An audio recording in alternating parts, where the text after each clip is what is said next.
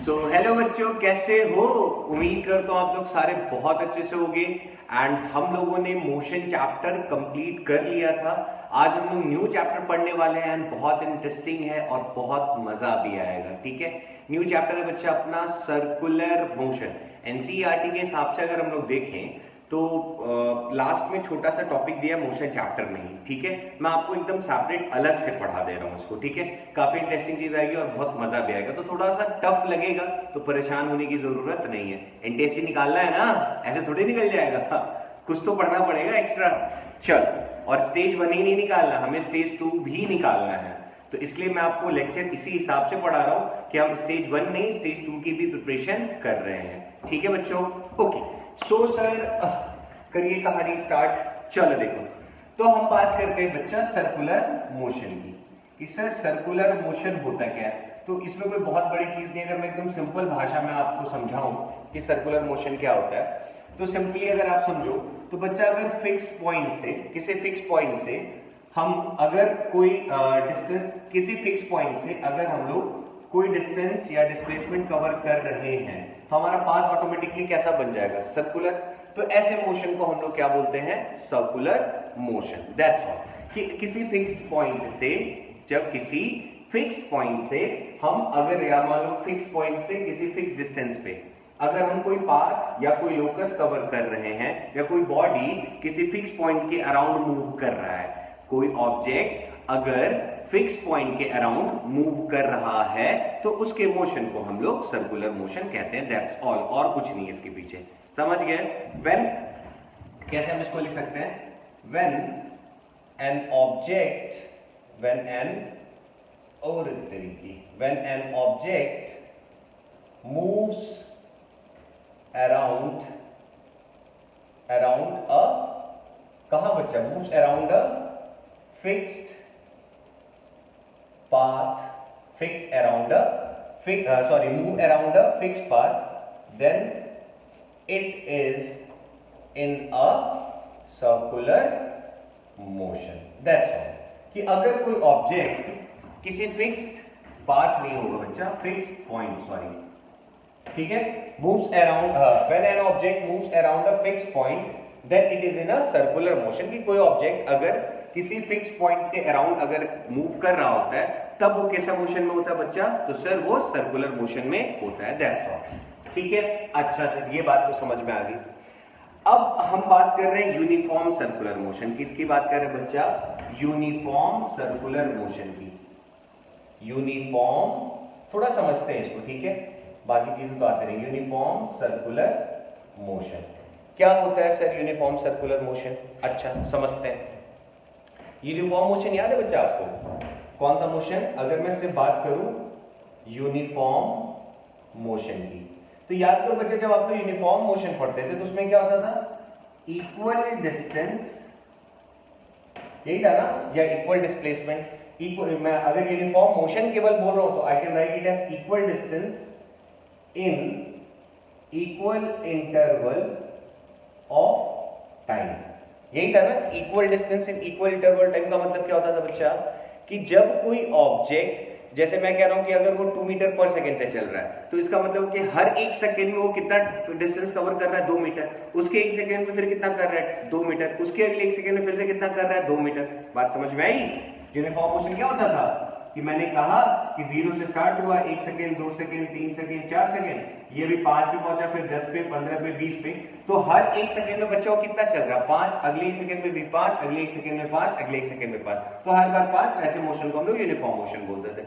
तो sir uniform circular motion भी यही होता है बेटा। होता तो यही है कि ये क्या कर रहा होता है यूनिफॉर्म सर्कुलर मोशन में, कि जो ये, इसको हम लोग क्या बोलते थे? सर्कल में अगर कोई चीज मूव कर रहा है, इसका मतलब वो बच्चा उसके सर्कमफरेंस पे मूव कर रहा है कि नहीं?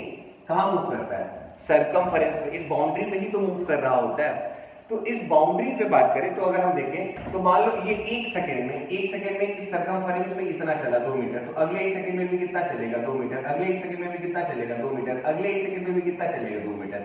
तो हर 1 सेकेंड में कितना कवर कर रहा है सर्कमफरेंस को? 2 मीटर, 2 मीटर, 2 मीटर। तो ये सर ये हो गया यूनिफॉर्म सर्कुलर मोशन। अच्छा सर, बात तो समझ में आई। तो सर क्या ये दोनों सेम चीज है? अब यहां से क्वेश्चन आपको एनडीसी में मिल सकता है, एमसीक्यू में, ठीक है, मिले नहीं मिले पता नहीं, मिल सकता है। कि यूनिफॉर्म मोशन जो होता है बच्चा, इस केस में यूनिफॉर्म मोशन जो होता है वो नॉन एसिलरेटेड मोशन होता है। कैसा होता है? Non accelerated motion. समझ गए? जबकि यूनिफॉर्म सर्कुलर मोशन कैसा मोशन होता है? एसिलरेटेड मोशन होता है। अब आप लोग हो गए कंफ्यूज कि सर ये एक्सिलरेटेड मोशन क्यों होता है? ये एक्सिलरेटेड मोशन क्यों होता है जबकि यहाँ पे यूनिफॉर्म मोशन को आप कह रहे हैं नॉन एसिलेटेड मोशन। सर इसको कैसे समझे? ये तो कॉन्ट्राडिक्ट हो गया।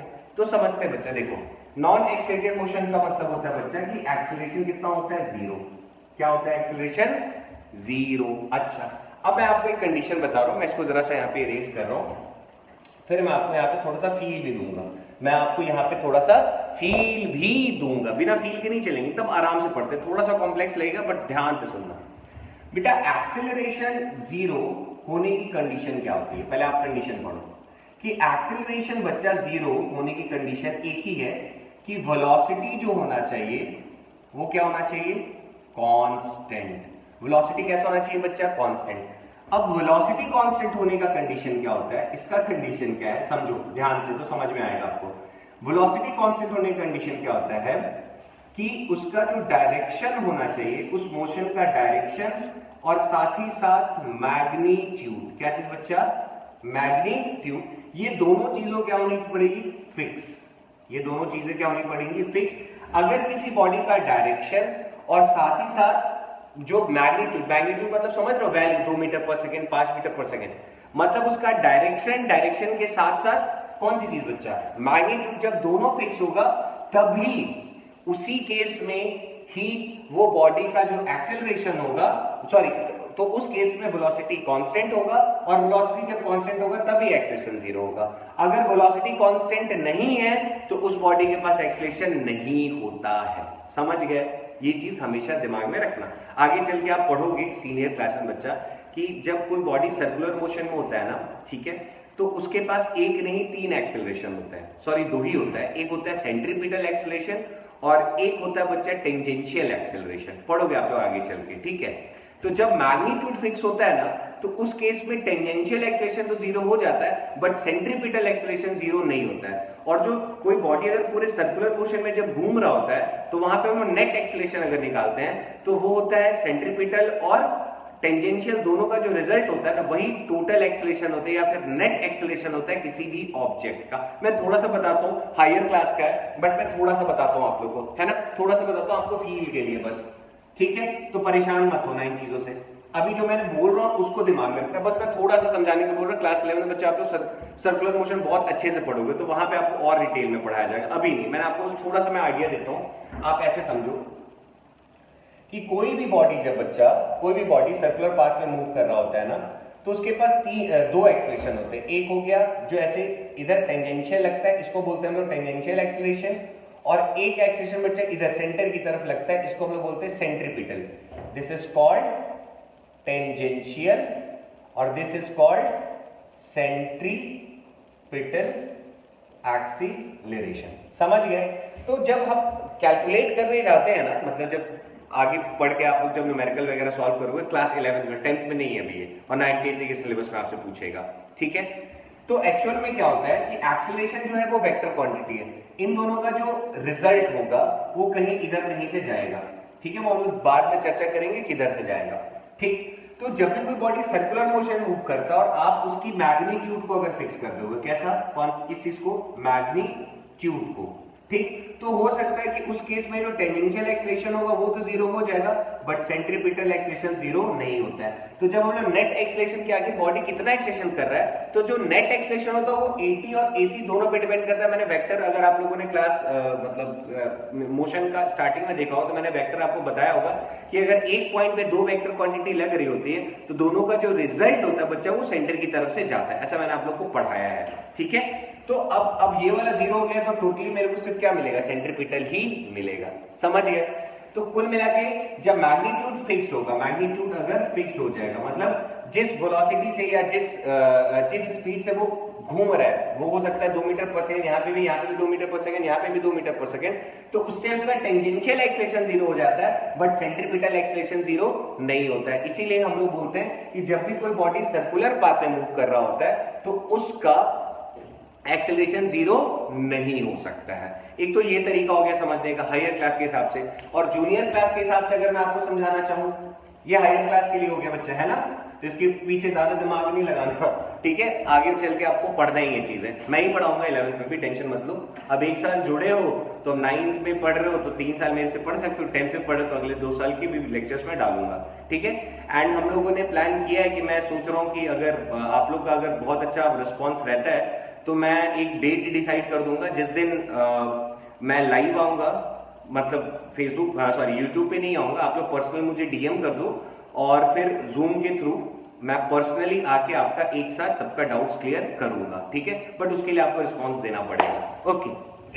एंड आपको उसके लिए कोई चार्जेस पे नहीं करने हैं, तो बस मजे होके भी पढ़ो। चलो अब क्या है सर, तो जैसे मैंने अगर मैं क्लास 10th के हिसाब से अगर पढ़ना चाहूं बच्चा, तो 10th के हिसाब से अगर मैं आपको बोलूं कि जो सर्कुलर मतलब जब कोई बॉडी सर्कुलर पाथ पे मूव करता है तो उसका जो मोशन होता है वो एक्सेलरेटेड मोशन होता है। तो क्यों हुआ, तो आप ऐसे याद रखो कि जब भी अगर मुझे एक्सेलरेशन 0 चाहिए तो वेलोसिटी को होना पड़ेगा कांस्टेंट, और वेलोसिटी कांस्टेंट का मतलब होता है magnitude as well as direction, दोनों चीजें क्या होनी चाहिए, फिक्स्ड होनी चाहिए। समझ में आया, वेलोसिटी कांस्टेंट का मतलब मैग्नीट्यूड और साथ ही साथ डायरेक्शन दोनों फिक्स होना चाहिए। जब ये दोनों चीजें जब फिक्स होंगी तभी वेलोसिटी कांस्टेंट होगा, और जब वेलोसिटी कांस्टेंट होगा तो एक्सेलरेशन 0 होगा।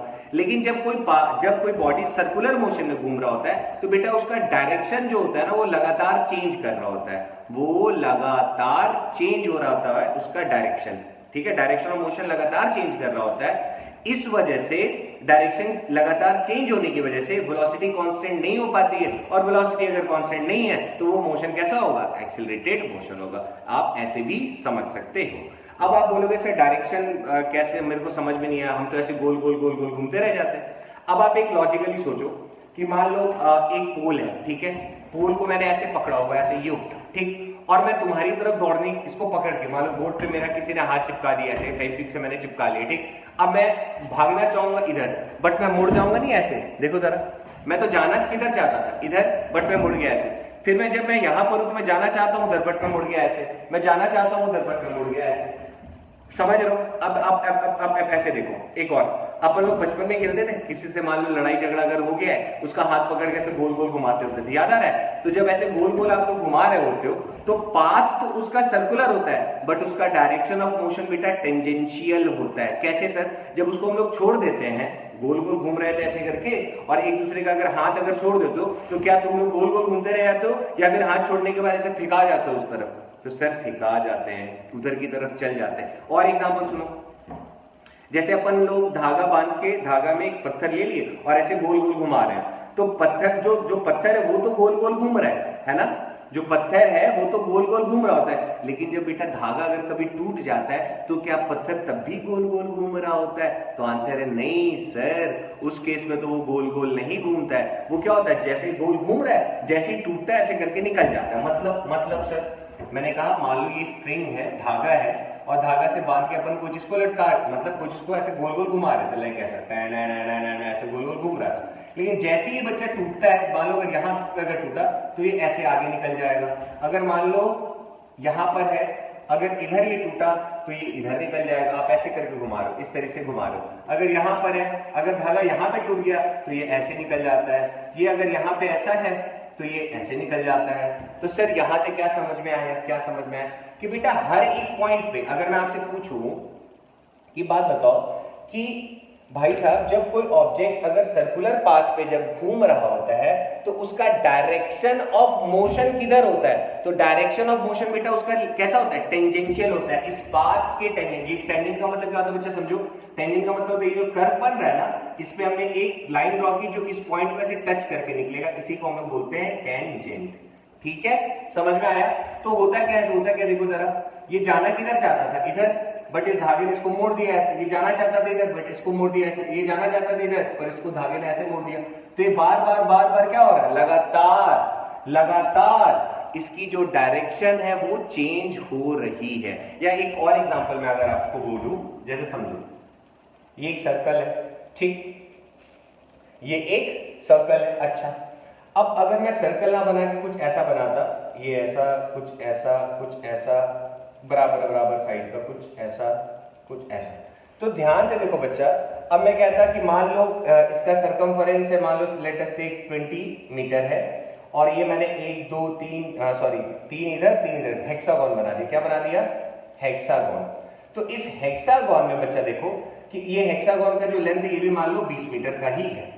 तो अगर इस 20 मीटर की लेंथ में अगर आदमी जाए तो देखो ऐसे तो सीधा गया, बट यहाँ पे फिर मुड़ गया, यहाँ पे फिर मुड़ गया, फिर यहाँ पे मुड़ गया, फिर यहाँ पे मुड़ गया, फिर यहाँ पे मुड़ गया, तो हर जगह वो मुड़ रहा है कि नहीं मुड़ रहा है। तो आप सोचो कि अगर इसने यहाँ से स्टार्ट किया है और यहाँ से स्टार्ट करके जब ये वापस यहाँ आता है तो उसको कितना बार मुड़ना पड़ा, यहाँ से गया तो 1 फिर 2 फिर 3 फिर 4 फिर 5 फिर 6 बार मुड़ना पड़ा। अब यही कंडीशन आप जरा खुद सोचो, अगर मैं यहाँ पे थोड़ा सा और ये कर दूं, ऐसा ऐसा कुछ ऐसा, 1 2 3 ये रहा ऐसा।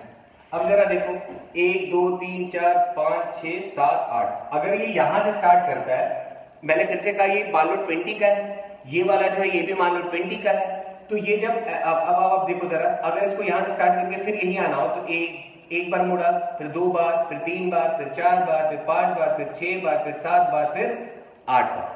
तो मतलब टोटल इसको कितना बार मुड़ना पड़ जा रहा है, 8 बार मुड़ना पड़ जा रहा है सेम 20 मीटर को कवर करने के लिए। तो इसका डायरेक्शन बेटा हर एक जगह क्या हो रहा है, चेंज हो रहा है ना। डायरेक्शन क्या हो रहा है, चेंज हो रहा है, समझ गए। तो आप अगर इससे समझ रहे हो कि हाँ सर जाना वो चाहता था इधर बट ये मुड़ गया इधर, जाना चाहता इधर बट ये मुड़ गया इधर, समझ गए। तो दिस इज ऑल अबाउट कि यहाँ पे क्या होता है कि जब भी कोई बॉडी सर्कुलर पाथ पे रिवॉल्व करती है तो उसका मैग्नीट्यूड तो फिक्स हो सकता है बट उसका डायरेक्शन हर एक पॉइंट पे चेंज होता है, और उस डायरेक्शन चेंज होने की वजह से ही उस बॉडी के अंदर क्या आ जाता है, एक्सीलरेशन आ जाता है। क्योंकि अगर डायरेक्शन चेंज हो रहा है तो वेलोसिटी कांस्टेंट नहीं है, और वेलोसिटी कांस्टेंट नहीं है तो वो मोशन कैसा होगा, एक्सीलरेटेड मोशन होगा। समझ गया बच्चा पार्टी। तो यहां से एक क्वेश्चन पूछता है जो आप मैं स्टार बना दे रहा हूं कि यूनिफॉर्म सर्कुलर मोशन और यूनिफॉर्म मोशन में कौन सा एक्सीलरेटेड होगा कौन सा एक्सीलरेटेड नहीं होगा। तो आप बोलोगे यूनिफॉर्म मोशन में कैसा होता है, एक्सीलरेशन 0, जबकि सर्कुलर मोशन में एक्सीलरेशन 0 नहीं होता है। और इसका रीजन क्या होता है, क्योंकि वेलोसिटी बोलो कांस्टेंट नहीं होता है। तो वेलोसिटी अगर कांस्टेंट नहीं है तो मोशन कैसा होगा, एक्सेलरेटेड मोशन होगा। ये चीज दिमाग में ना ठप्पा लगा के रख लो, समझे कुछ। तो कुल मिला के किताब वाले बुक वाले यही बताते हैं सब लोग कि भाई डायरेक्शन चेंज, तो हमें ये समझना था और ये थोड़ा फील लेना था कि हाँ सर सच में डायरेक्शन चेंज होता है, समझ में आ गया। और डायरेक्शन कैसे हम लोग निकालते हैं, डायरेक्शन कैसे निकालते हैं, तो जिस पॉइंट पे डायरेक्शन देखना है आपको वहां पे क्या बनाना पड़ेगा, tangent tangent tangent tangent tangent, समझ गए। तो this is all about sir. तो अब सुनो तो सर्कुलर मोशन बेटा कैसा मोशन है, बोलो सर्कुलर मोशन कैसा मोशन है। तो सर्कुलर मोशन कैसा मोशन है, तो ये एक्सीलरेटेड मोशन है, समझ गए। क्योंकि यहां पे जो वेलोसिटी है, velocity is not constant due to बोलो change in direction at every point of its path. तो आपका जो डायरेक्शन हो रहा था बच्चा, वो उसके पाथ के हर एक पॉइंट का डायरेक्शन क्या हो रहा है, चेंज हो रहा है। तो डायरेक्शन चेंज होने की वजह से वेलोसिटी कांस्टेंट नहीं है, वेलोसिटी कांस्टेंट नहीं है तो बॉडी कैसा एक्सेलरेटेड मोशन में रहेगा, समझ गए। तो ज्यादा अच्छा एक्सप्लेनेशन अपन लोगों को वहीं पे मिलता है जब हम लोग सीनियर क्लास में जाते हैं, तो वहां पे रीजन हमको समझ में आता है कि अच्छा बॉडी मूव कर रहा था तो उसके पास सेंट्रीपिटल एक्सेलरेशन होता है, समझ रहे हो। और टेंजेंशियल 0 हो जाता है जब वैल्यू को फिक्स कर देते हैं, तो समझ गए। तो सर ये बात तो हमें समझ में आ गई। अब सुनो बच्चा, अब सुनो, थोड़ी नई चीजें, थोड़ी सी नई चीजें, क्या है समझो। मैंने जैसे कहा, मान लो जरा हम लोग एंगल्स को पढ़ते हैं, ठीक है बच्चा। जो एंगल होता है ना, एंगल, ठीक, एंगल अभी तक आप लोगों ने पढ़ाई की होगी सिर्फ और सिर्फ डिग्री में, जो रेट्स उसका क्या पढ़ा आप लोगों ने, डिग्री। बट इसके तीन होते हैं एक्चुअल में इसके कितने होते हैं, तीन होते हैं। एक होता है डिग्री सिस्टम जो आप लोग ऑलरेडी पढ़ चुके हैं, एक होता है बच्चा रेडियन। कैसा सिस्टम होता है, रेडियन, RADIAN। और एक होता है बच्चा ग्रेड, एक होता है ग्रेड, जो ICSE वाले बच्चों को उन्होंने देखा होगा ग्रेड।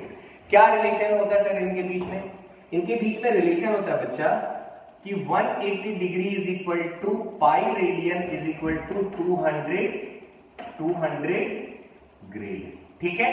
तो अगर मान लो एमसीक्यू में आपसे दिया होगा कि एंगल्स की कौन कौन सी यूनिट होती है, तो एंगल्स की यूनिट बेटा डिग्री, रेडियन एंड ग्रेड, तीन यूनिट्स होती हैं एंगल की। तो सर ग्रेड के बारे में पढ़ना है कि नहीं बच्चा, ग्रेड के बारे में एकदम नहीं पढ़ना तो हम उस पर जाएंगे भी ना, आपको क्वेश्चन में कभी एग्जाम में ग्रेड मिलेगा। हमें इस रेडियन की जरूरत है, इसीलिए इसको हमें पढ़ना पड़ेगा, समझ गए। तो रिलेशन आपको क्या याद रखना बच्चा, एक सिंपल सा कि पाई रेडियन, या तो आप ऐसे समझ लो कि 180 डिग्री इज इक्वल टू होता है पाई रेडियन, सी लगा देते हैं, ठीक है, सिंबल है रेडियन के लिए, या आप बोल दो pi radian is equal to 180 degree. चलो सर यहां तक तो बात पूरी समझ में आगे, ठीक है। अच्छा, अब सुनो, अब आपको ना कुछ चीजें पता होनी चाहिए, पता है तो बहुत अच्छी बात है, नहीं पता तो कोई फर्क नहीं पड़ता है। मतलब सर मान लो अगर मैं आपसे बोलूं कि 30 डिग्री एंगल है, इसको कन्वर्ट करो किस में, रेडियन में। किस में कन्वर्ट करो बच्चा, रेडियन में। तो सर कैसे निकालेंगे, तो एक बात बताओ, अगर इस रिलेशन का यूज करें तो 1 डिग्री इज इक्वल टू कितना हो जाएगा, पाई बाई 180 रेडियन, समझ गए। 1 डिग्री इज इक्वल टू कितना हो जाएगा, पाई बाई 180 रेडियन। अच्छा सर ये बात भी समझ में आ गई, आगे बताइए, आगे सुनो बच्चा। तो अगर अब 1 डिग्री इतने के बराबर है तो 30 डिग्री कितने रेडियन के बराबर होगा, तो सिंपली 30 इंटू पाई बाई 180, तो ये कट गया, कितना आ गया, पाई बाई 6 रेडियन, समझ गए। सी लगाने की जरूरत नहीं होती, पाई बाई 6 अंडरस्टूड हो जाता है। अच्छा और कर लो, एक दो और कर लो। मान लो मैं पूछूं कि 45 डिग्री इज इक्वल टू कितना रेडियन होगा, अगर मैं बोलूं उसको रेडियन में कन्वर्ट करो तो सिंपली 45 इंटू पाई बाई 180, तो ये आ जाएगा पाई बाई 4, कैंसिल करोगे तो 4 बार में चला जाएगा, समझ गए। इसी तरह मैं बोलूं 60 डिग्री दिया हुआ है, तो 60 डिग्री को करना है तो क्या करोगे, पाई बाई 180 इंटू 60, कट के कितना आ गया, पाई बाई 3 रेडियन। स्टैंडर्ड वाले याद होने चाहिए हम लोग को। अगर 90 डिग्री की बात करें बच्चा, तो 90 के लिए क्या ले सकते हैं अपन लोग, पाई बाई 180 इंटू 90, कट गया कितना आ गया, पाई बाई 2 रेडियन, समझ गए। तो ये कहानी था रेडियन और डिग्री के बीच का, ठीक। अच्छा सर आगे बताइए, क्यों ये पढ़ा रहे, इतना मेहनत क्यों करवा रहे, है ना। चलो देखो, बाकी आप लोगों को अगर कोई सजेशन देना होगा वीडियो से रिलेटेड तो आप दे सकते हो, है ना। हाँ हो सकते हैं कि जैसे जो ब्रांडेड चैनल्स हैं उनमें स्मार्ट बोर्ड वगैरह से क्लासेस ले रहे हैं, तो यार अपना इतना बजट नहीं है ना, आप लोगों ने चाहा तो कभी हो गया तो जरूर, but I think this is the best way पढ़ाने का, पेन से ऐसे करके, है ना। चल कॉन्सेप्ट अच्छा होना चाहिए, बाकी और क्या है ना। आपको अगर मेरी बात समझ में आ रही है और चीजें दिख जा रही है तो इससे बेहतर कुछ नहीं हो सकता है, ठीक। अच्छा सर ये बात समझ में आ गई, डिग्री रेडियन का क्यों बता रहे थे। देखो बच्चा क्या रिलेशन, तो बहुत फेमस रिलेशन, इसका हम लोग बहुत यूज करते हैं। अब ये पॉइंट ओरिजिन, ठीक। अच्छा सर मैंने कहा ये रहा रेडियस और ये रहा आर्क, इसको हम लोग क्या कहते हैं बच्चा, आर्क। इसको क्या कहते हैं हम लोग, आर्क। ये आर्क और यहाँ पे एंगल बन रहा है कुछ थीटा, यहाँ पे कुछ एंगल बन रहा है थीटा, थीटा कितना भी हो सकता है, 30, 45, 60, 90 जो मर्जी रहे। तो अब देखो थीटा, रेडियस और आर्क में रिलेशन क्या होता है, देखो बहुत फेमस रिलेशन है। थीटा इज इक्वल टू होता है बच्चा arc by radius, theta is equal to होता है आर्क बाई रेडियस, ये याद रखोगे। और जो थीटा होना चाहिए ये कंपलसरी है कि मस्ट बी इन रेडियन। किस में होना चाहिए थीटा बच्चा, रेडियन में होना चाहिए, डिग्री में नहीं होना चाहिए, किसमें होना चाहिए, रेडियन में। तो theta is equal to arc by radius, जो रिलेशन डिफाइंड है वो किसके लिए डिफाइंड है, जब एंगल किसमें होगा, रेडियन में, तब डिफाइंड है। समझ गए? अच्छा सर इससे क्या फायदा है? देखो इससे फायदा क्या निकालोगे आप लोग देखो फायदे तो जान रहे हैं ना चलो देखो क्या फायदा बताता हूं बच्चा। यहाँ पे जैसे मान लो मैंने आपसे बोला कि आज के बाद आपके पास क्वेश्चन अगर ऐसा कुछ आता है कि मान लो ये एंगल बन रहा है 30 डिग्री और रेडियस है मान लो 7, तो बताओ लेंथ ऑफ आर्क कितना होगा? समझ गए क्वेश्चन? एंगल दिया है 30, रेडियस दिया है 7, आपसे पूछा है लेंथ ऑफ आर्क कितना होगा। तो सर कैसे करेंगे? तो हमें पता है अच्छी तरह से कि sir theta is equal to होता है L बाई आर, पर ये जो थीटा है एंगल ये किस में होना चाहिए बच्चा? देखो इधर क्या बोला था, मस्ट बी इन रेडियन। किस में होना चाहिए? रेडियन में होना चाहिए। तो सबसे पहले इस एंगल को रेडियन में कन्वर्ट कर लो। तो हमें याद हो गया है कि सर कभी आपको रेडियन में कन्वर्ट करना है तो सीधा पाई बाई 180 से मल्टीप्लाई कर दीजिए, पाई बाई 180 से मल्टीप्लाई कर दीजिए। तो रेडियन में कन्वर्ट करना चाहें अगर हम लोग थीटा को बच्चा, तो क्या हो जाएगा 30 इंटू पाई बाई 180, ये कैंसिल होके आ गया हमारे पास पाई बाई 6 रेडियन। समझ गए? अब क्या करेंगे सर? अब क्या करेंगे?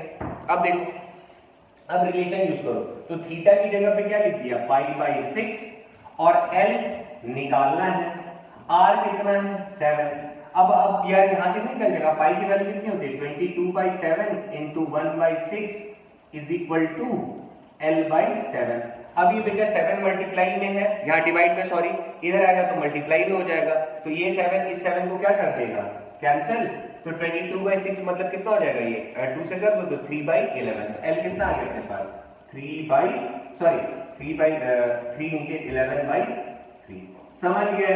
तो इस तरीके से हम लोग इसका यूज करते हैं। अपना इस पे चाहो तो और भी क्वेश्चन बन सकते हैं, अब जैसे जब जरूरत होगा उस हिसाब से कर लेंगे।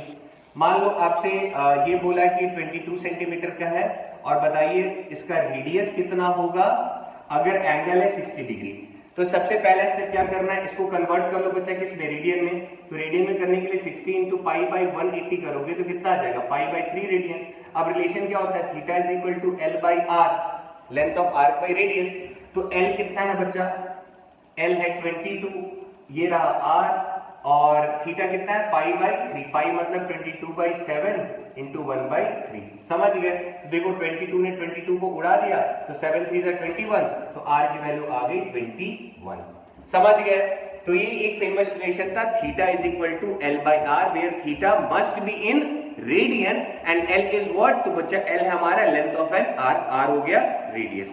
ठीक है? अच्छा सर ये भी आपने समझा दिया, अब बताइए अब क्या करें? चलो देखो अब क्या करेंगे, अब शुरू करते कहानी। तो सबसे पहली चीज जो हम लोगों ने डिस्कस करी कि सर्कुलर मोशन कैसा मोशन है बच्चा? तो एक्सेलरेटेड मोशन है।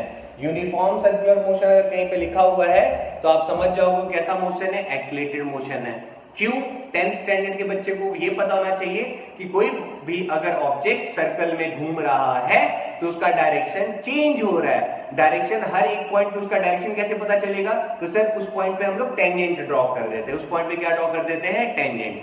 टेंजेंट ड्रॉ करके डायरेक्शन निकाल सकते हैं। तो सर्कुलर पाथ पे जब टेंजेंट बनाते हैं तो हर जगह उसका डायरेक्शन अलग अलग है। अब डायरेक्शन अगर हर जगह अलग अलग है तो इसका मतलब ये हुआ कि वेलोसिटी कांस्टेंट नहीं है, और वेलोसिटी कांस्टेंट नहीं है तो उसके पास एक्सेलरेशन होगा। समझ में आया? और सीनियर क्लास के हिसाब से अगर इसको एक्सप्लेन करना चाहें तो आप बोलोगे कि जब भी कोई पार्टिकल सर्कुलर पाथ में घूमता है तो उसके पास दो एक्सेलरेशन है, एक टेंजेंशियल और एक सेंट्रीपिटल, अंदर की तरफ लग रहा है। समझे? एक टेंजेंशियल और एक सेंट्रीपिटल। तो जब आप मैग्नीट्यूड फिक्स कर दोगे, मैग्नीट्यूड अगर फिक्स कर देंगे तो टेंजेंशियल एक्सेलरेशन 0 हो जाएगा, बट उसके पास सेंट्रीपिटल एक्सेलरेशन रहेगा। समझे? चल तो सर यहां तक हमें कॉन्सेप्ट समझ में आ गया। जैसे अगर मून धरती के अराउंड घूमता है तो वहां पे भी एक सेंट्रीपिटल फोर्स है जो कि किसको, अर्थ ने अगर मून को पकड़ के रखा है तो कौन से फोर्स से पकड़ के रखा है? सेंट्रीपिटल फोर्स से पकड़ रखा है। समझे? mv²/r आगे जाके आप लोग पढ़ोगे, हम अभी उस पर चर्चा नहीं कर रहे। पर अगर आपसे एग्जांपल पूछे कि बताओ यूनिफॉर्म सर्कुलर मोशन का एग्जांपल बताओ, तो मून अर्थ के अराउंड घूम रहा है, सन के अराउंड अर्थ घूम रहा है, ये सब एग्जांपल है यूनिफॉर्म सर्कुलर मोशन के। समझ गए? हम लोग बोलते हैं ना 365 डेज कितना 365 दिन 4 घंटे लगते हैं अर्थ को ऐसे पूरा गोल घूमने में। है ना, वो फिक्स है। और यही 4-4 घंटे आपस में बाद में 4 साल बाद फिर लीप ईयर दे देते 5वें साल, है ना, 4-6 नहीं 6 घंटे, सॉरी 6 घंटे, 365 दिन 6 घंटे। तो 3 साल बाद चौथे साल क्या आता है हमारा, 4 साल बाद लीप ईयर आता है ना।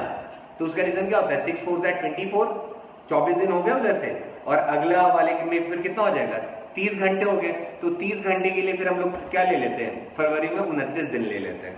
समझे, नहीं समझे तो कोई फर्क नहीं पड़ता है, देखो इधर अभी मैं उसमें नहीं जा रहा हूं। अब हम लोग बात कर रहे हैं बच्चा एंगुलर वेलोसिटी की, किसकी बात, सॉरी पहले तो एंगुलर डिस्प्लेसमेंट कर लेते हैं। एंगुलर डिस्प्लेसमेंट, कौन सा डिस्प्लेसमेंट की बात कर रहा हूं बच्चा मैं, एंगुलर डिस्प्लेसमेंट, ध्यान से समझना, एंगुलर डिस्प्लेसमेंट। तो सर डिस्प्लेसमेंट तो समझ में आता है कि जब कोई पार्टिकल अपने पोजीशन को चेंज करता है टाइम के रिस्पेक्ट में, या फिर अपने पोजीशन का वो चेंज कर रहा है, तो हम कहते थे कि डिस्प्लेसमेंट होता है। और यहाँ पे हम क्या बोल रहे हैं, एंगुलर डिस्प्लेसमेंट। तो देखो जब कोई पार्टिकल अगर बच्चा स्ट्रेट लाइन में मूव करता है तो भी तो आप कुछ रेफरेंस पॉइंट लेते हो ना, क्या लेते हैं हम लोग, रेफरेंस पॉइंट, ठीक है। जब कोई पार्टिकल बेटा स्ट्रेट भी चल रहा होता है तो आप रेफरेंस पॉइंट तो लेते हो, बिना रेफरेंस पॉइंट तो काम बनेगा नहीं, ठीक। तो रेफरेंस पॉइंट से तो देख के बताते हो कि अभी यहाँ पे खड़ा था, थोड़ी देर में वो यहाँ पहुंच गया, तो इसने ये x डिस्प्लेसमेंट किया है, तो रेफरेंस पॉइंट की जरूरत पड़ती थी। तो क्या सर सर्कुलर मोशन में भी हमें रेफरेंस पॉइंट की जरूरत पड़ेगी, तो आंसर है यस बच्चा, सर्कुलर मोशन भी आपको रेफरेंस पॉइंट की जरूरत पड़ती है। तो सर हम लोग सर्कुलर मोशन में कौन सा रेफरेंस पॉइंट लेते हैं, तो देखो यहाँ पे 2 रेफरेंस पॉइंट हो गया, एक तो हमने ले लिया रेफरेंस पॉइंट ओरिजिन, ठीक, अच्छा सर, और ओरिजिन के साथ हम लोग एक मान लो कोई भी कहीं पे भी ले सकते हैं, ये जो लाइन हमने लिया रेडियस, ये कहीं पे भी ले सकते हैं। क्यों, क्योंकि मान लो बच्चा अगर कोई पार्टिकल ए पे खड़ा है, फिर ए से वो गया है बी पे, ए से गया मान लो बी पे, तो जब वो ए से बी पर गया है तो उसने क्या किया, उसने देखो बेटा कुछ एंगल कवर किया ना, theta.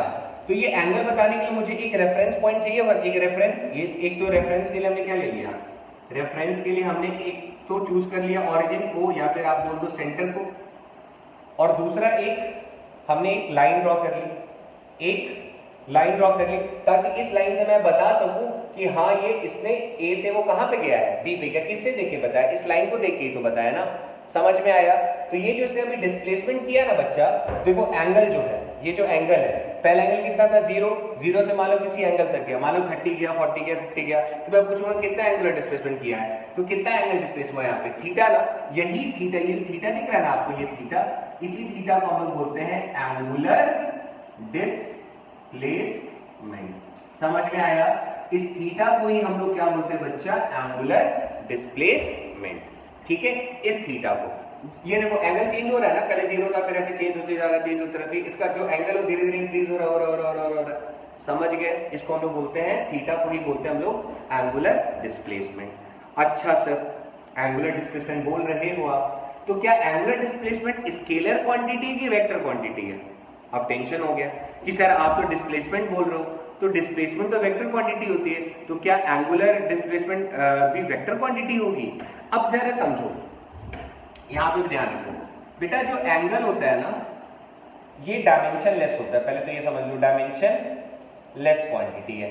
Sir dimension less quantity का मतलब क्या होता है, डायमेंशन लेस मतलब इसकी कोई यूनिट नहीं होती है ना, हम मेजर करते हैं डिग्री में, यूनिट मतलब मीटर, किलोमीटर, ऐसे करके कोई यूनिट नहीं होता है। अच्छा, और एंगल अपने आप में कैसी क्वांटिटी, एंगल बेटा अपने आप में कैसी क्वांटिटी है, स्केलर क्वांटिटी, ध्यान रखना, एंगल अपने आप में कैसी क्वांटिटी है, स्केलर क्वांटिटी है।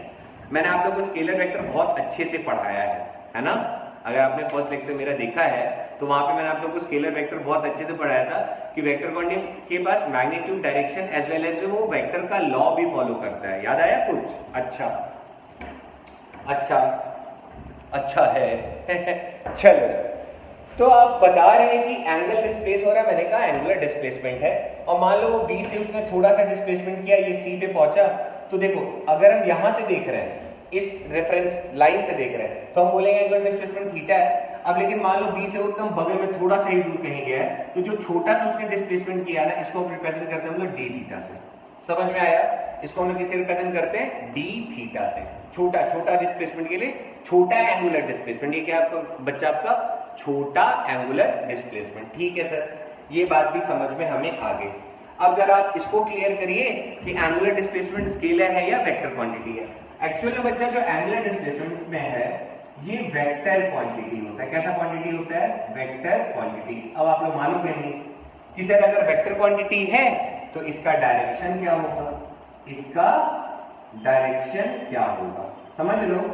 अगर ये वेक्टर क्वांटिटी है तो इसका डायरेक्शन क्या होगा। हाँ यार ये भी टेंशन वाली बात होगी कि आखिर हम लोग डायरेक्शन निकालें तो कैसे निकालें। ठीक है, अब सुनो, इसके लिए क्या करना होता है बच्चा हमें, अब मैं आपको प्रैक्टिकल थोड़ा फील भी दूंगा, है ना, तो टेंशन मत लो। अगर अपने इसके लिए हम लोग डायरेक्शन के लिए यूज करते हैं बच्चा राइट हैंड थंब रूल। कौन सा रूल यूज करते हैं? Right hand thumb rule. Book में लिखा हुआ होता है, मैं आपको थोड़ी सी फील देने की कोशिश करूंगा। ठीक है, मैं आपको थोड़ी सी फील देने की कोशिश करूंगा। बाकी अगर मैं इसको नॉर्मल बताऊं, जैसे बाकी टीचर्स बताते हैं कि आप क्या करो, हाथ को ऐसे रखो, ठीक, तो अब आप जा किधर की तरफ रहे हो, तो ए से हम गए सर बी की तरफ, तो हमने एंगुलर डिस्प्लेसमेंट ए से कहां पे गए हम? बी की तरफ। तो आप जिधर जा रहे हो ऐसे करके मोड़ो, और ये जो अंगूठा होगा राइट हैंड थंब रूल, जिधर जा रहा है इसको मोड़ो, ऐसे मोड़ा इधर से ऐसे, तो ये इधर की तरफ क्या मिल गया? Direction of angular velocity. समझ गए?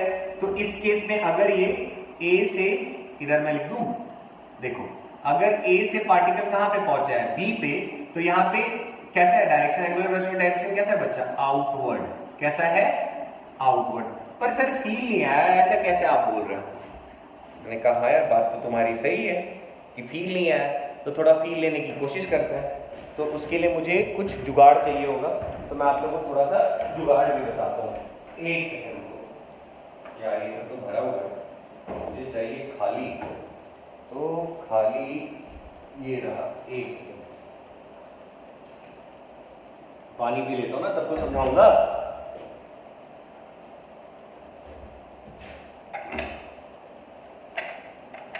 चल, क्या आपको ये बोतल दिख रहा है जिससे मैं पानी पी रहा था? मैं तुम्हें फील हर चीज की दूंगा, ध्यान रखना। अगर आप इसके सेंटर पॉइंट को देख रहे हो, ठीक, हम अगर बच्चा एफर्ट लगा रहे, कैसे? मैंने कहा कि अगर हम ऐसे ऐसे एंगुलर डिस्प्लेसमेंट करें, कैसे बच्चा? ऐसे अगर एंगुलर डिस्प्लेसमेंट करेंगे, डिस्प्लेसमेंट किधर हो रहा है? एंगल का डिस्प्लेसमेंट हो रहा है। किधर हो रहा है? एंगल का डिस्प्लेसमेंट हो रहा है, और इसका डायरेक्शन किधर होगा? इस तरफ। बोलोगे सर ऐसा कैसे? बेटा ये देखो, अगर मैं ऐसे मोड़ूं तो मुझे कैप को ऐसे खोलना चाहिए। देखो खोल रहा हूं, खोल के ये कहां आ गया? बाहर। किधर आ गया? बाहर। तो मैंने एफर्ट किधर लगाया था? देखो तो ऐसे लगाया था ना। फिर से अब ये बंद पड़ा हुआ है, ये बंद है। और जब मैं इसको, जब मैं एंगुलर, मैं इस चीज का, जैसे इस पॉइंट को समझो आप, इस पॉइंट को, ठीक, इस पॉइंट से मैंने एक ऐसे करके रेडियस ले लिया, समझो, दिख जाए शायद तो अच्छी बात है, ऐसा है ना। अगर आप देखो तो इस पॉइंट को मैं अगर ऐसे डिस्प्लेस करना चाहूँ, ऐसे करके डिस्प्लेस करना चाहूँ, तो जब मैं बच्चा इसको ऐसे करके डिस्प्लेस कर रहा हूँ, इस पॉइंट को उठा के जब ऐसे ले जा रहा हूँ, तो देखो तो इसका रिजल्ट किधर मिल रहा है? सर आगे की तरफ। तो हम एफर्ट कैसे लगा रहे थे? ऐसे, जबकि एंगुलर डिस्प्लेसमेंट का रिजल्ट किधर मिल रहा था? आगे की तरफ। दूसरा सर, दूसरा बताइए, अगर यही मान लो अगर एंगुलर डिस्प्लेसमेंट ऐसे करेंगे, तो देखो ये क्या हो रहा है? ऐसे खुला है, कस गया, समझे? तो दिस इज फील। ये मैं आपको फील कराना चाहता कि हाँ ऐसा होता है। समझ में आया बच्चा? तो हमने देखा यहाँ पे कि एंगुलर डिस्प्लेसमेंट का डायरेक्शन में हमें दिख रहा था ना रिजल्ट कि किधर हो रहा है सर डिस्प्लेसमेंट। तो बच्चा एंगल तो घुमा, पार्टिकल जो था ये ससुरा घूम तो रहा है ऐसे, बट डिस्प्लेसमेंट किधर हो रहा था? इस तरफ। हुआ कि नहीं हुआ? फील आया थोड़ा? चलो आया तो बहुत है।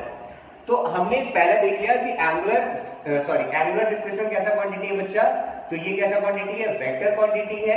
डायरेक्शन कैसे निकाल सकते हैं? राइट हैंड थंब रूल से निकाल सकते हैं। कैसे निकालना है? जहां पार्टिकल है वहां हाथ को रखो और जिधर डिस्प्लेस करो ऐसे करके रोटेट कर दो, तो ये अंगूठा क्या दे देगा? Direction of angular displacement. That's all. ठीक है, इसको हम लोग जनरली एक्सियल वेक्टर बोलते हैं। ये वाले वेक्टर को कौन सा वेक्टर बोला जाता है? Axial vector. अब बोलोगे सर ये एक्सियल वेक्टर क्या होता है? तो जो वेक्टर बेटा एक्सिस के अलोंग लगता है ना, उसको हम लोग एक्सियल वेक्टर बोलते हैं। एक्सिस मतलब जैसे अगर मैं इसका सेंटर पॉइंट लूं, सेंटर, तो यहां से एक एक्सिस ऐसे बना दूं, एक्सिस, तो जब मैं इसको ऐसे गोल गोल घुमा रहा था तो ढक्कन ऊपर की तरफ आ रहा था ना, एक्सिस की तरफ, इसीलिए that's why this is called axial vector. समझ गए?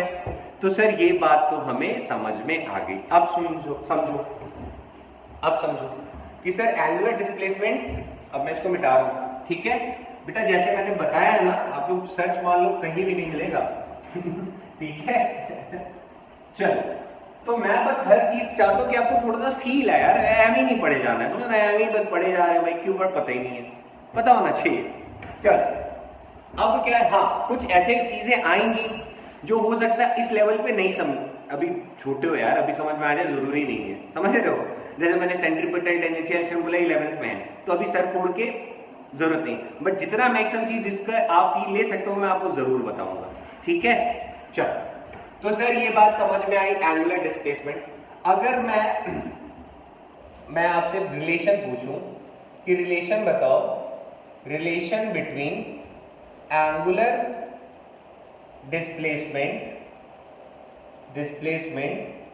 एंड लीनियर डिस्प्लेसमेंट, अरे सर क्या पूछ दिया आपने, लीनियर डिस्प्लेसमेंट, तो बोलोगे सर ऐसे कैसे यार, लीनियर कैसे चल रहा है, एंगल हो रहा है तो फिर लीनियर कैसे, सीधा तो चल नहीं रहा, वो तो मुड़ रहा है। एक बात बताओ बच्चा, आप जरा खुद सोचो कि धरती तो गोल है, धरती तो गोल है, कितनी बड़ी है, पर हम रोड पे चलते तो सीधी सड़क नहीं दिखाई देती है, देता है कि नहीं देता है, तो एक बड़े सर्कल का अगर एक छोटा सा पार्ट लेंगे तो हमें कैसा दिखाई देगा, सर एकदम सीधा दिखाई देगा, है कि नहीं है, लॉजिक है कि नहीं यार, अर्थ तो गोल है, लेकिन अगर अर्थ के जब हम ऊपर चलते तो क्या मुझे अर्थ गोल दिखाई देता है मुझे, क्योंकि मैं तो इतने बड़े अर्थ का नहीं यार, इतना भी नहीं, इससे भी कम, समझ रहे हो ना इससे भी कम, तो मेरे लिए वो जो पोर्शन है वो कैसा दिखाई देगा, मतलब कैसा मुझे लगेगा कि एकदम कैसा है, वो लीनियर है, स्ट्रेट है।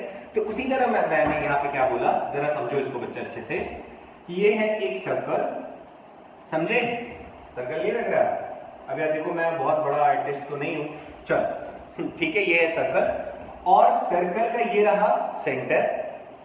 अब समझो अगर कोई पार्टिकल A से कहां पहुंचा, इस पॉइंट B पे पहुंचा, तो इसने एंगुलर डिस्प्लेसमेंट कितना किया, तो आप बोलोगे सर थीटा, और इसने लीनियर डिस्प्लेसमेंट कितना किया, तो मैंने कह दिया मान लो x, क्योंकि एक बहुत बड़े पोर्शन का एक छोटा सा पोर्शन, ये मैंने बहुत छोटा लिया है, ये मैंने बहुत छोटा लिया है, तो ये इसने एक छोटा सा डिस्प्लेसमेंट किया, इसको मैंने कह दिया कि ये यहाँ पे कैसा चल रहा है, लीनियर डिस्प्लेसमेंट, समझ में आया, ये कैसा किया मैंने, बहुत छोटा, बहुत छोटा, समझ गए, जैसे धरती का छोटे से पोर्शन पे चलते तो हमें कैसा लगता है, कैसा है वो, उसको हम ले सकते हैं लीनियर, भैया स्ट्रेट लाइन है, चलो चलो, तो इसके और ये रहा रेडियस r, तो सर लीनियर, देखो मैं किसके के बीच में रिश्ता जान जाता, एंगुलर डिस्प्लेसमेंट और लीनियर डिस्प्लेसमेंट के बीच का रिश्ता क्या होता है, थोड़ी देर पहले हमने पढ़ा था ना बच्चा, क्या पढ़ा था sir, theta is equal to L by R, मतलब theta is equal to X by R, तो यहां से हमारे पास क्या रिश्ता निकल के आ रहा है, देखो जरा,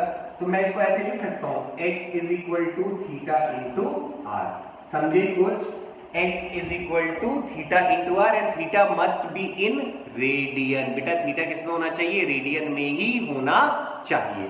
तो अब देखो जरा, अब यहां से क्या क्या निकल सकता है, x किसको बता रहा है बच्चा, लीनियर डिस्प्लेसमेंट को, किसको बता रहा है, लीनियर डिस्प्लेसमेंट, तो x is equal to theta into R, R क्या हो गया अपने पास, रेडियस।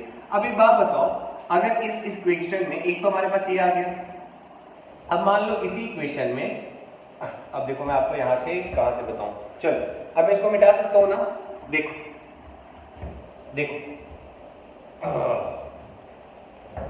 इसको लिख लेना, तो ये हमारे पास रिश्ता निकल गया। अब देखो जरा नेक्स्ट, अगर मैं आपसे पूछूं रिश्ता, हाँ रिश्ता निकालू मैं यहां, हाँ ठीक है चलो, अगर मैं आपसे पूछूं बच्चा, अगर मैं आपसे पूछूं कि बताओ मुझे एंगुलर वेलोसिटी क्या होता है, अभी एंगुलर डिस्प्लेसमेंट पढ़ लिया, रिश्ता छोड़ो, पहले आप इसको देखो, angular velocity, angular velocity, sir angular velocity क्या होता है, तो एंगुलर वेलोसिटी को बच्चा हम लोग रिप्रेजेंट करते हैं ओमेगा से, किससे रिप्रेजेंट करते हैं, ओमेगा, ठीक, तो एंगुलर वेलोसिटी की बात करेंगे बच्चा ओमेगा की, तो ये क्या होगा, तो जब हम लोग लीनियर वेलोसिटी अगर बात करते हैं, लीनियर वेलोसिटी की, तो linear displacement bye linear time, sorry linear displacement by time कर लेते हैं ना, x बाई टी, तो जब हम लोग एंगुलर वेलोसिटी की बात करेंगे तो ऑब्वियसली हम लोग बच्चा क्या करेंगे, थीटा बाई टी, समझे कुछ कि नहीं, क्या आया है देखो, omega is equal to theta by T, मतलब angular angular displacement by time. समझ गए? एंगुलर डिस्प्लेसमेंट को हम किससे रिप्रेजेंट करते हैं? थीटा से, और ये रहा टाइम। समझ गए? अब अगर मैं आपसे पूछूं कि बताओ कि relation between angular velocity and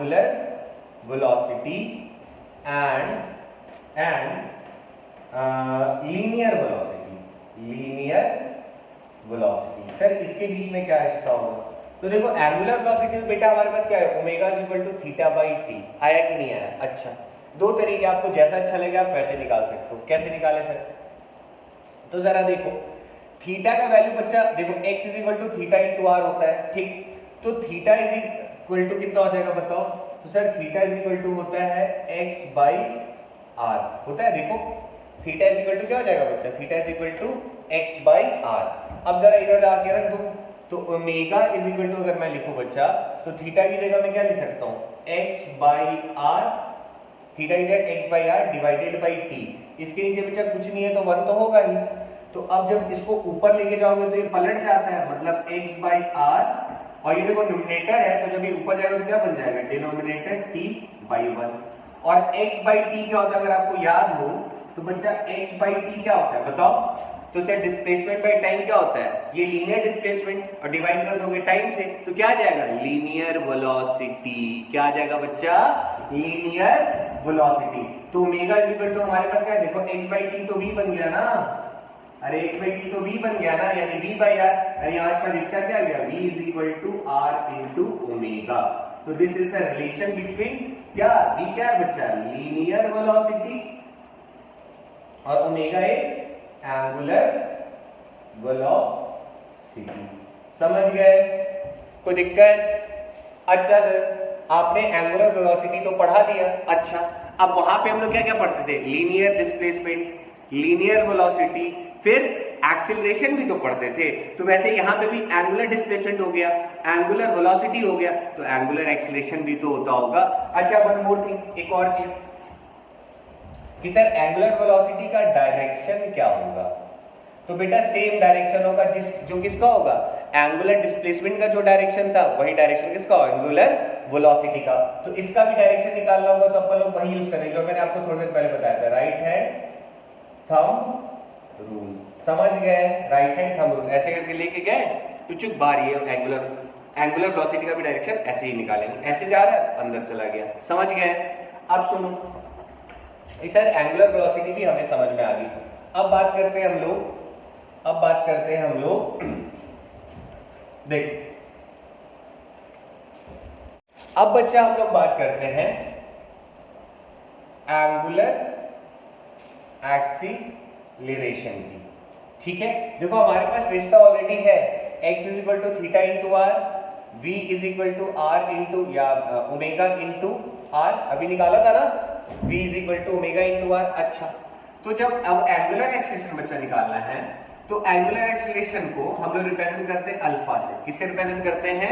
alpha से। अच्छा सर, तो जब एंगुलर एक्सीलरेशन को निकाले जाएंगे तो वेलोसिटी कौन सा लेंगे? तो आप बोलोगे सर एंगुलर वेलोसिटी लीजिएगा। मैंने कहा सही बात है भाई, angular velocity divided by time. अब जरा मुझे बताओ बच्चा ओमेगा की वैल्यू कितनी है? देखो तो ओमेगा इज इक्वल टू मैं लिख सकता हूं v by r, omega is equal to मैं क्या लिख सकता हूं? v by r by t। समझ में आया? अब इसके नीचे भी कुछ नहीं है तो बच्चा 1 तो है ना, तो v बाई r इंटू ये जब ऊपर जाएगा तो क्या हो जाएगा? 1 बाई t, t बाई 1 ऊपर जाएगा तो क्या बन जाएगा? 1 बाई t। अब जरा मुझे बताओ v बाई t क्या होता है? ये लीनियर वेलोसिटी और ये टाइम, तो लीनियर वेलोसिटी बाई टाइम बच्चा क्या हो जाएगा? a by r is equal to alpha. तो उस हिसाब से हम यहाँ पे क्या लिख सकते हैं? देखो a is equal to r into alpha. समझ में आया? तो ये कौन सा एक्सीलरेशन है? Linear acceleration. ये क्या है? Angular acceleration. समझ गए? तो उस हिसाब से हमारे पास एक और रिश्ता आ गया, a is equal to alpha into r। अगर आप बच्चा पैटर्न देख पाओगे तो आपको मस्त एक पैटर्न दिखाई देगा, linear displacement, linear velocity, linear acceleration. है ना। ये कौन सा एक्सेलेरेशन बच्चा, लीनियर है, ध्यान रखना, टेंजेंशियल एक्सेलेरेशन या सेंट्रीपिटल एक्सेलेरेशन नहीं है, लीनियर एक्सेलेरेशन है। तो linear acceleration equal to alpha into R, linear velocity omega into R और angular displacement theta into R. तो एक याद रहेगा तो अपने आपको सारा याद आ जाएगा कि sir x equal to theta into R, theta है हो गया लीनियर के लिए। तो जब हम लोग लीनियर डिस्प्लेसमेंट बात करेंगे तो एंगुलर डिस्प्लेसमेंट इनटू रेडियस, जब लीनियर वेलोसिटी बात करेंगे तो एंगुलर वेलोसिटी इनटू रेडियस, जब लीनियर एक्सेलेरेशन बात करेंगे तो एंगुलर एक्सेलेरेशन इनटू रेडियस। और फिर से एंगुलर एक्सेलेरेशन बच्चा फिर से कौन सी क्वांटिटी है, तो सर वेक्टर क्वांटिटी है। डायरेक्शन के लिए क्या करेंगे, तो सर डायरेक्शन के लिए फिर से वही गंदा से स्टेप, क्या,